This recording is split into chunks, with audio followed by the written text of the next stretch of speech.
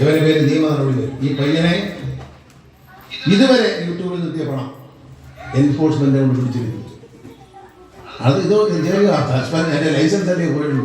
അത് പോയപ്പോൾ എനിക്കൊരു 10,000 പേര് റീച്ച് കിട്ടിയുള്ളൂ. അങ്ങനെയല്ല, ഈ റീച്ച് ഇവിടെ അവസാനിക്കും. Motor vehicle department enforcement directorate അറിയിക്കും. Prevention of money laundering act, കള്ളപ്പണം വെളുപ്പിക്കുന്ന ആക്ട് പ്രകാരം, അതായത് നിയമലംഘനം നടത്തി, നമ്മളെല്ലാവരും മനസ്സിലായി, നിയമലംഘനം നടത്തി അത് ആ നിയമലംഘനം പ്രദർശിപ്പിച്ചു അതിലൂടെ പണം ഉണ്ടാക്കിയാൽ ആ പണം പിടിച്ചെടുക്കാൻ ഗവൺമെന്റിന് അധികാരമുണ്ട് എന്നാണ്. അപ്പൊ യൂട്യൂബറോട് പറയും ഇയാളെ ബാൻ ചെയ്യാൻ പറയും. മാത്രമല്ല യൂട്യൂബിൽ നിന്ന് എത്ര രൂപ കൊടുത്തു എന്ന് കണക്കാക്കും. ആ പണം ഇയാളുടെ അക്കൗണ്ടിൽ നിന്നോ അല്ലെങ്കിൽ വസ്തുക്കളിൽ നിന്നോ സ്ഥാപന ജംഗമങ്ങളിൽ നിന്നോ ജപ്തി ചെയ്തു. അപ്പോൾ സഞ്ജു ടെക്കിയുടെ വിഷയം അത് നമ്മളെല്ലാവരും ഇപ്പോൾ കണ്ടുകൊണ്ടിരിക്കുന്ന ഒരു വിഷയം തന്നെയാണല്ലേ. വേറൊന്നല്ല, എല്ലാവർക്കും അറിയുന്ന ഒരു സംഭവം തന്നെയാണ്. കാറിൽ സ്വിമ്മിംഗ് പൂൾ ഉണ്ടാക്കിയിട്ട് പൊതുനിരത്തിൽ ഇറക്കിയിട്ട ഒരു സംഭവം. അതിനെ ന്യായീകരിച്ചുകൊണ്ട് പറയല്ല. ഞാൻ ഇതിനു മുമ്പ് ഒരു വീഡിയോ ചെയ്തിരുന്നു. അപ്പോൾ ഞാൻ ഒരിക്കലും അതിനെ ന്യായീകരിച്ചിട്ടല്ല വർത്താനം പറഞ്ഞത്. ആളുടെ ലൈസൻസിന്റെ കാര്യം ഒക്കെ ഞാൻ എടുത്ത് പറയണ്ടായിരുന്നു ആ ഒരു വീഡിയോയിൽ. അപ്പോൾ അത് കണ്ടാൽ നിങ്ങൾക്ക് മനസ്സിലാവും. അപ്പൊ ഗണേഷ് കുമാർ പറഞ്ഞത് യൂട്യൂബിൽ നിന്നുള്ള വരുമാനം മുഴുവനായിട്ട് കണ്ടുകെട്ടും അതൊക്കെയായിട്ടാണ് ആള് ഇത്തരത്തിലുള്ള വീഡിയോകളും കാര്യങ്ങളൊക്കെ ഇട്ടിട്ട് വീഡിയോനെ വെല്ലുവിളിച്ചുകൊണ്ടുള്ള വീഡിയോയും കാര്യങ്ങളും ഇട്ടിട്ടുള്ള വീഡിയോസും കിട്ടുന്ന വരുമാനങ്ങളൊക്കെ കണ്ടുകെട്ടുന്നതാണ് ആള് പറഞ്ഞത്. പക്ഷെ കള്ളപ്പണം അതിന്റെ കാര്യങ്ങളൊക്കെ അയാൾ എടുത്ത് പറയുന്നുണ്ട്.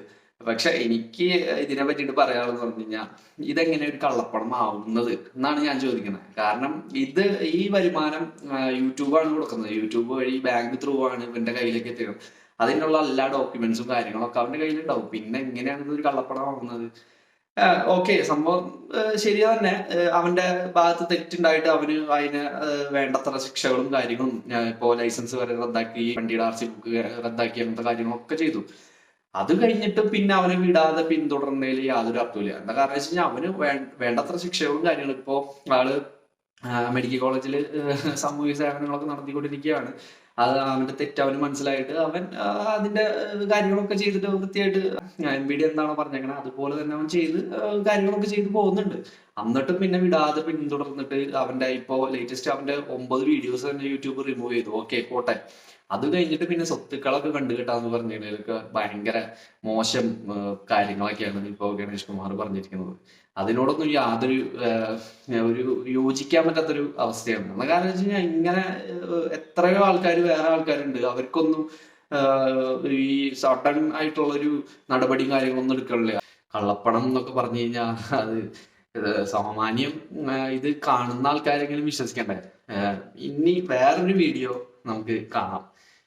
മാധ്യമപ്രവർത്തകൻ KM ബഷീറിനെ വാഹനം പിടിച്ചു കൊലപ്പെടുത്തിയ കേസിൽ പ്രതി ശ്രീറാം വെങ്കിട്ടരാമൻ ഇന്ന് തിരുവനന്തപുരം 1-ാം അഡീഷണൽ ജില്ലാ സെഷൻസ് കോടതിയിൽ ഹാജരായേക്കും. തനിക്കെതിരായ കുറ്റം ചുമത്തൽ സംബന്ധിച്ച ശ്രീറാം വാദം ബോധിപ്പിക്കാൻ കൂടുതൽ സമയം തേടിയതിനെ തുടർന്നാണ് കോടതി ഇന്ന് വരെ സമയം അനുവദിച്ചത്. 3-ാം തവണയാണ് പ്രതി വാദം ബോധിപ്പിക്കാൻ സമയം തേടിയത്. KM ബഷീർ എന്ന മാധ്യമപ്രവർത്തകനെ വാഹനം പിടിപ്പിച്ച് കൊലപ്പെടുത്തിയ ഒരു കേസിൽ ഇപ്പോഴും ഇതിപ്പോ 2 ദിവസം മുന്നേ വന്ന വീഡിയോ ആണ്.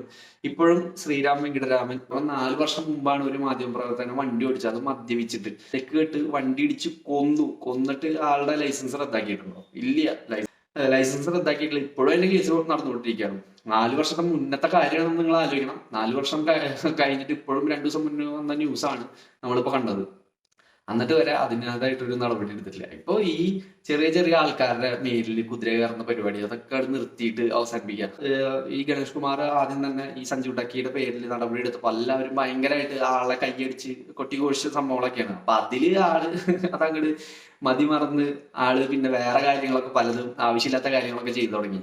അതൊന്നും ഉൾക്കൊള്ളാനുള്ള ഒരു തരത്തിലുള്ള പോക്കല്ലേ പോണത്. ആൾക്കാർ ഒരിക്കലും അതൊന്നും ആക്സെപ്റ്റ് ചെയ്യില്ല. കാരണം മുമ്പ് ചെയ്തത് ഓക്കെ, ലൈസൻസ് കട്ട് ചെയ്തു, അവന് ഇപ്പോ മെഡിക്കൽ കോളേജിൽ പോയിട്ട് അവന് സാമൂഹിക സേവനങ്ങൾ ഇത്ര ദിവസം ചെയ്യണം എന്നുള്ള ഒരു ശിക്ഷകളൊക്കെ കൊടുത്തു, ആളത് ചെയ്യുന്നുണ്ട്. ഓക്കെ, അത് കഴിഞ്ഞിട്ട് പിന്നെ ജനങ്ങൾ ഭയങ്കര സപ്പോർട്ടാണ് എന്ന് വിചാരിച്ചിട്ട് അവന്റെ സ്വത്തുക്കളൊക്കെ കണ്ടുകെട്ടി കഴിഞ്ഞാൽ ജനങ്ങൾ ഒരിക്കലും ഇത്തരത്തിൽ സപ്പോർട്ടും കാര്യങ്ങളൊന്നും ഒരിക്കലും തരില്ല.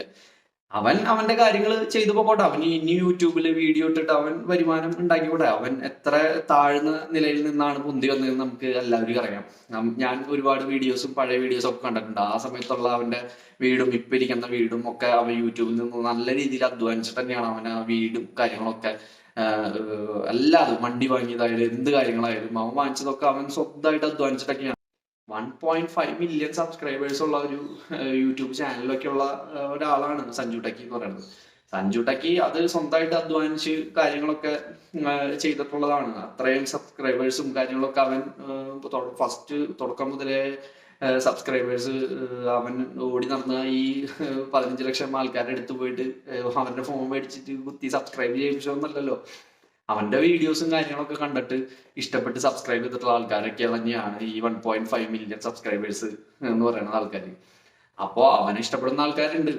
അപ്പോ ഇത്തരത്തിലുള്ള ചവിട്ടിത്താത്തലും കാര്യങ്ങളൊക്കെ ഒരാളെ ഇങ്ങനെ ചവിട്ടിത്താത്തി അവന്റെ കുടുംബം നല്ല നശിപ്പിച്ച് കളഞ്ഞിട്ട് എന്ത് ഇതാണ് കിട്ടാൻ പോണത്?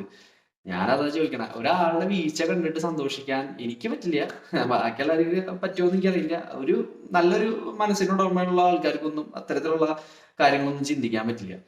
പിന്നെ ഇനി അവൻ വല്ലതും ചെയ്യുന്നുണ്ടെങ്കിൽ അവന്റെ പേരിൽ വല്ല ക്രിമിനൽ നടപടികളോ കാര്യങ്ങളോ ഒക്കെ സ്വീകരിക്കുക.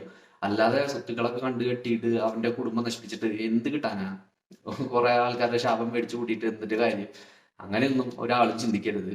എത്ര ആൾക്കാർ ഇപ്പോൾ നാട് വിട്ട് നമ്മുടെ കേരളത്തിൽ വിട്ട് വിദേശ രാജ്യങ്ങളിലൊക്കെ പോയിട്ട് ജോലിക്ക് വേണ്ടി ശ്രമിക്കുന്ന ആൾക്കാർ, പിന്നെ അവരവിടെ പോയിട്ട് അവർ ഇങ്ങോട്ട് ഒരിക്കലും തിരിച്ചു വരില്ല. ഇത്തരത്തിലുള്ള കാര്യങ്ങൾ ഇങ്ങനത്തെ ഓരോ പ്രവണതകൾ ഇനി ഉണ്ടായി കഴിഞ്ഞാൽ ഇവിടുത്തെ യുവതലമുറകളൊക്കെ ഇവിടം വിട്ട് വേറെ സ്ഥലത്തേക്കൊക്കെ പോകും. പിന്നെ ഇവിടെ ആരും ഉണ്ടാവില്ല. അത് നമ്മുടെ കേരളത്തിന് തന്നെയാണ് അതിന് ഏറ്റവും കൂടുതൽ ദോഷം ചെയ്യുക. ഇതൊക്കെ തന്നെ എനിക്ക് പറയാനുള്ളൂ. അപ്പോൾ വീഡിയോ ഇഷ്ടപ്പെട്ടു കഴിഞ്ഞാൽ എല്ലാവരും ലൈക്ക് ചെയ്യുക, ഷെയർ ചെയ്യുക, സബ്സ്ക്രൈബ് ചെയ്യണ കാര്യം ഒന്ന് പരിഗണനയിൽ വെച്ചേക്കാം. അപ്പോൾ അടുത്തൊരു വീഡിയോ കാണാം. Tata bye bye, see U.